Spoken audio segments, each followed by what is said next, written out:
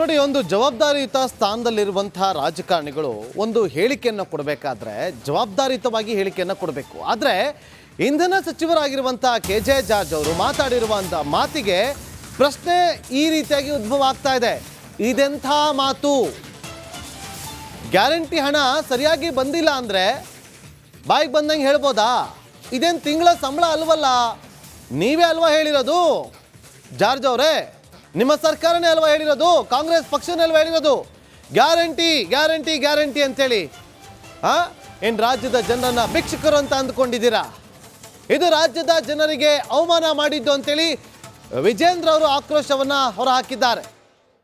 ನೋಡಿ, ಪಂಚ ಗ್ಯಾರಂಟಿಗಳಲ್ಲಿ ತಿಂಗಳಿಗೆ ಇಷ್ಟು ಬಂದ್ಬಿಡುತ್ತೆ, ತಿಂಗಳಿಗೆ ಹಣ ಹಾಕ್ತೀವಿ, ಗೃಹಲಕ್ಷ್ಮಿ ಯೋಜನೆಗೆ ಮನೆ ಮಾಲೀಕಿಗೆ 2,000, ಅಕ್ಕಿ ಕೊಡ್ತೀವಿ ಫ್ರೀ, ಕರೆಂಟ್ ಕೊಡ್ತೀವಿ ಫ್ರೀ ಅಂತ ಹೇಳಿದವರು ನೀವೇ. ಈಗ ಯಾಕೆ ಕೊಡ್ತಿಲ್ಲ ಸ್ವಾಮಿ ಅಂತಂದ್ರೆ ಅದೇನು ತಿಂಗಳ ಸಂಬಳನ ಅಂತ ಕೇಳಿದ್ರೆ ಏನು ಅರ್ಥ ಇದು? ನೋಡಿ ಏನು ಮಾತಾಡಿದ್ದಾರೆ ಅಂತ. ತಿಂಗಳು ಹೋಗ್ತಾ ಇರ್ತದೆ, ಅದು ಕೆಲವರಿಗೆ ಡಿಲೇ ಆಗಿರ್ಬೋದು, ಅದು ಮಿನಿಸ್ಟ್ರಿ ಗೊತ್ತಿರಬೇಕಂದಿದೆಯಾ? ಅದು ಗೊತ್ತಾದ ಕೂಡಲೇ ಇಮಿಡಿಯೇಟಾಗಿ ರೆಕ್ಟಿಫೈ ಮಾಡ್ಲಿಕ್ಕೆ ಮಾಡ್ತಾರೆ. ಅದಕ್ಕೆ ಒಂದು ಸತಿ ಇದೇನು ತಿಂಗಳು ಸಂಬಳ ಟೈಪ್ ಅಲ್ಲಲ್ಲ, ಅದು ನಾವು ಮಾರ್ಚ್ ಒಳಗಡೆ ನಾವೆಲ್ಲ ಕೊಡ್ತೀವಿ ಅಂತ ಈಗಾಗಲೇ ಚೀಫ್ ಮಿನಿಸ್ಟರ್ ಹೇಳಿದ್ದಾರೆ. ಆದರೆ ನಾವು ತಿಂಗಳು ಹೋಗ್ತಾ ಇರ್ತದೆ, ಅದು ಕೆಲವರಿಗೆ ಡಿಲೇ ಆಗಿರ್ಬೋದು, ಅದು ಮಿನಿಸ್ಟ್ರಿ ಗೊತ್ತಿರಬೇಕಂದಿದೆಯಾ?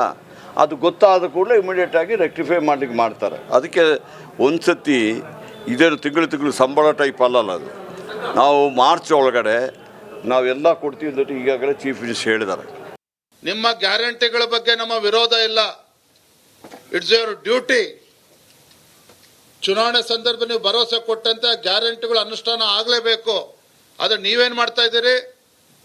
ಪ್ರತಿ ತಿಂಗಳು ಗ್ಯಾರಂಟಿಗಳನ್ನು ಕೊಡ್ತೇವೆ, ಯುವ ನಿಧಿ ಪ್ರತಿ ತಿಂಗಳು ಅಕೌಂಟಿಗೆ ಹಾಕ್ತೇವೆ, ಹೊಸ ಅದಕ್ಕೆ ಕಂಡೀಷನ್ಸ್ ಅನ್ನು ಹಾಕಿದ್ರೆ ಅದು ಒಂದು ಭಾಗ ಆಯಿತು.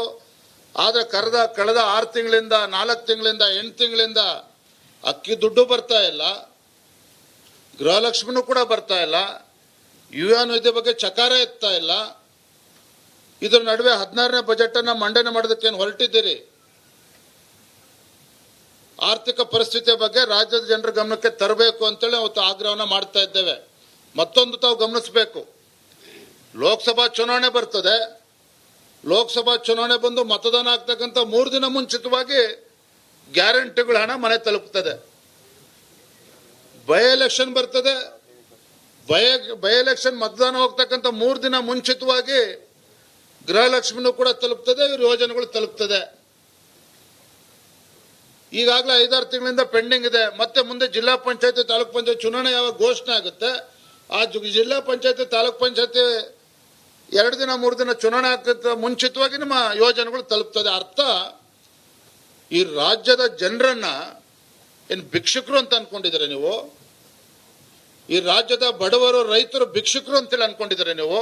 ನಿಮ್ಮ ಗ್ಯಾರಂಟಿಗಳ ಬಗ್ಗೆ ಮತ್ತಷ್ಟು ಮಾಹಿತಿಯನ್ನು ಕೊಡೋದಕ್ಕೆ ನಮ್ಮ ಪೊಲಿಟಿಕಲ್ ರಿಪೋರ್ಟರ್ ಚಂದ್ರು ಈಗ ನೇರ ಸಂಪರ್ಕದಲ್ಲಿ ಜಾಯ್ನ್ ಆಗಿದ್ದಾರೆ. ಚಂದ್ರು, ಈಗ ಒಂದು ಜವಾಬ್ದಾರಿಯುತ ಸ್ಥಾನದಲ್ಲಿರುವಂಥ ಸಚಿವರು KJ ಜಾರ್ಜ್ ಅವರು ಸಚಿವ ಸ್ಥಾನವನ್ನು ಅಲಂಕಾರ ಮಾಡ್ತಿರೋದು ಇದು ಮೊದಲೇನಲ್ಲ. ಸಾಕಷ್ಟು ಇಲಾಖೆಗಳಲ್ಲಿ ಅವರು ಸೇವೆಯನ್ನು ಕೂಡ ಸಲ್ಲಿಸಿದ್ದಾರೆ. ಕಾಂಗ್ರೆಸ್ನವರೇ ಹೇಳಿದ್ದು ಗ್ಯಾರಂಟಿ ಕೊಡ್ತೀವಿ ಅಂತೇಳಿ. ಈಗ ಯಾಕೆ ಕೊಡ್ತಿಲ್ಲ ಅಂತಾರೆ? ತಿಂಗಳು ಕೊಡೋದಕ್ಕೆ ಅದೇನು ಸಂಬಳನ ಅಂತೇಳಿ. ಇದು ಯಾಕೆ ಇಂಥ ಒಂದು ಮಾತಾಡಬೇಕು? ಬೇಜವಾಬ್ದಾರಿತನದ ಉತ್ತರ ಯಾಕೆ?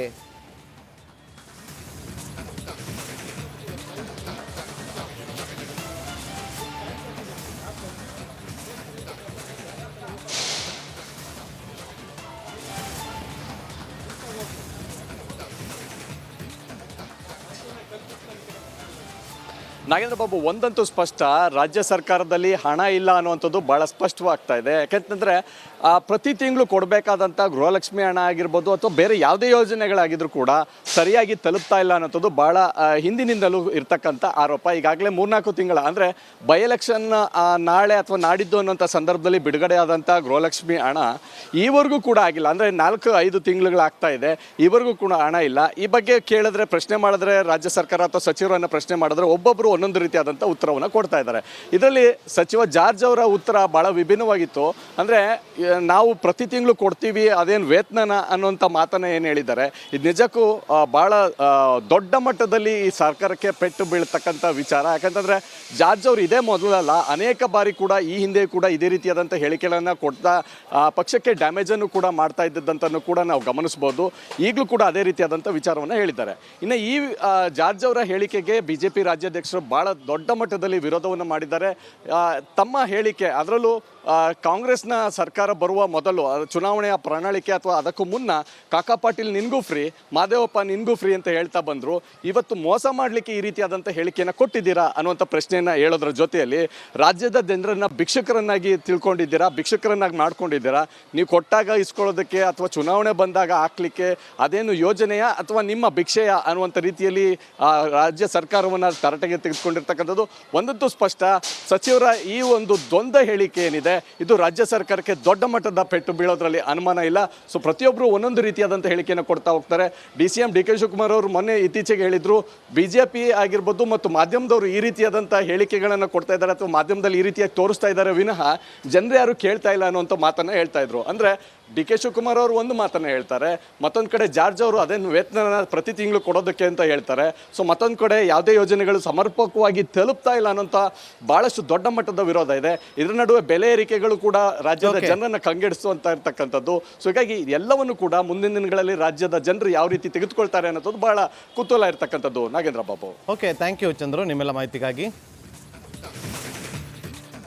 ನೋಡಿ, ಒಂದು ಜವಾಬ್ದಾರಿಯುತ ಸ್ಥಾನದಲ್ಲಿರುವಂತಹ ರಾಜಕಾರಣಿಗಳು ಒಂದು ಹೇಳಿಕೆಯನ್ನು ಕೊಡಬೇಕಾದ್ರೆ ಜವಾಬ್ದಾರಿಯುತವಾಗಿ ಹೇಳಿಕೆಯನ್ನು ಕೊಡಬೇಕು. ಆದರೆ ಇಂಧನ ಸಚಿವರಾಗಿರುವಂಥ KJ ಜಾರ್ಜ್ ಅವರು ಮಾತಾಡಿರುವಂಥ ಮಾತಿಗೆ ಪ್ರಶ್ನೆ ಈ ರೀತಿಯಾಗಿ ಉದ್ಭವ ಆಗ್ತಾ ಇದೆ.